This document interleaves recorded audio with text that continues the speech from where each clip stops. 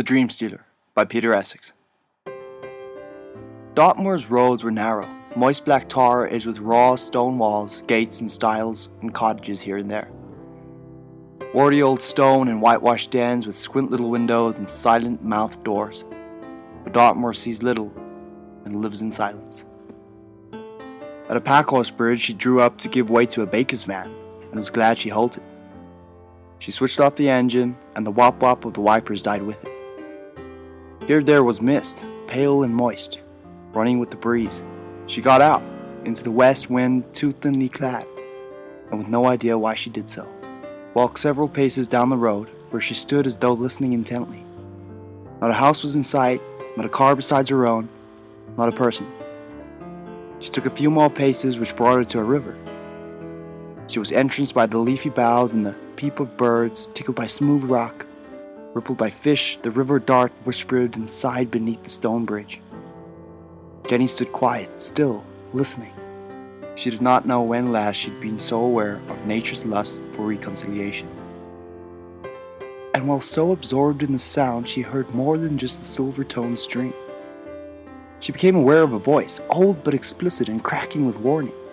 She ignored it, ignored the psychic instruction, got back into her citron and drove on. This she should not have done. To do so was a mistake. She knew it and was agitated. There was nothing clever in such defiance. Sometimes it could be argued that clairvoyance was more of a curse than blessing, more of a loss than a gift. It was up to her, of course, as to whether she obeyed or not. And she would have. Had the warning come 4 hours earlier in London, she would have stopped then, gone back to Kensington to her maisonette and her cat, stuck her feet into slippers and read the Sunday papers. But not now. Not now that she had come so far. Jenny fumbled in her glove box for a slab of Cadbury's fruit and nut that she'd laid in, found it, tore the silver paper with her teeth until a ration of squares became available, then put them into her mouth. When that roll was dissolved, another. She hardly tasted it, though. Onwards. Climbing now onto Dartmoor's misty upland, a posted sign stood white and erect with one arm pointing to her destination. 2 bridges. It informed her that 1 bare mile remained to be traveled.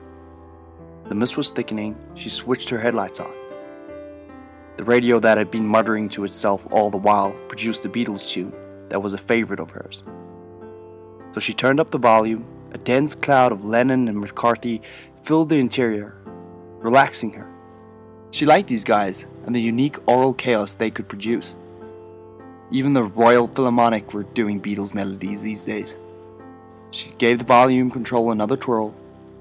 The future was with the percussion. Penny Lane is in my ears, and in my eyes, wet beneath the blue suburban skies. That was when she saw him. A man in a cape, a blue cape, dark with rain. He was standing in the middle of the road facing her. His arms were raised defensively, his fingers clawed, his face lit white by her lights. It was a gape of horror. His eyes were wide, and before she struck him, she thought she heard his scream.